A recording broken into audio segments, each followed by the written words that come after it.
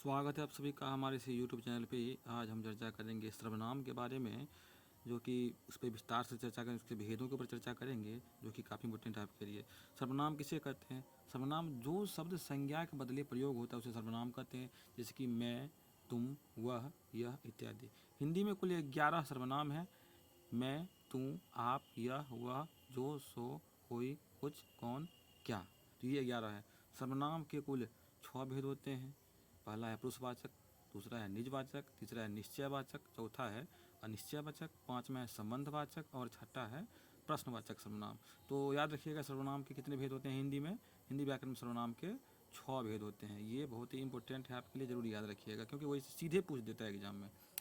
तो पुरुषवाचक सर्वनाम किसे कहते हैं? पुरुषवाचक सर्वनाम पुरुष, स्त्री या पुरुष के नाम के बदले आते हैं। इसके 3 भेद होते हैं: उत्तम पुरुष, मध्यम पुरुष और अन्य पुरुष। उत्तम पुरुष में लेखक या वक्ता आता है। उत्तम पुरुष में होता है मैं, हम। मध्यम पुरुष में पाठक या श्रोता आता है, जैसे कि इसमें होता है तू, तुम, आप। अन्य पुरुष में लेखक और श्रोता को छोड़कर अन्य लोग आते हैं, जैसे कि अन्य पुरुष में आ जाता है वह, ये, वह, वे, यह, ये। तो इसमें देख रहे हैं कि उत्तम पुरुष, मध्यम पुरुष और अन्य पुरुष, ये आपका पुरुषवाचक सर्वनाम का 3 भेद माना गया है। अब बात करें दूसरा निजवाचक सर्वनाम का। जिस सर्वनाम का प्रयोग कर्ता स्वयं के लिए करता है उसे निजवाचक सर्वनाम कहते हैं। इसके अंतर्गत आप, स्वयं, खुद आदि आ जाता है, जैसे कि मैं यह काम आप कर लूँगा।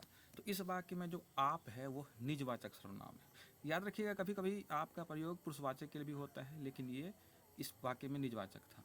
तीसरा है निश्चयवाचक सर्वनाम। जिस सर्वनाम से किसी निश्चित व्यक्ति या वस्तु का बोध हो उसे निश्चयवाचक सर्वनाम कहते हैं। तो निश्चयवाचक सर्वनाम में होता है यह और वह, ये निश्चयवाचक सर्वनाम में आता है। यह निकट के लिए और वह दूर के लिए प्रयोग होता है, जैसे कि यह गाय है, वह चूहा है। यहाँ यह और वह निश्चयवाचक सर्वनाम है। तो अगला चर्चा करें हम अनिश्चयवाचक सर्वनाम के ऊपर।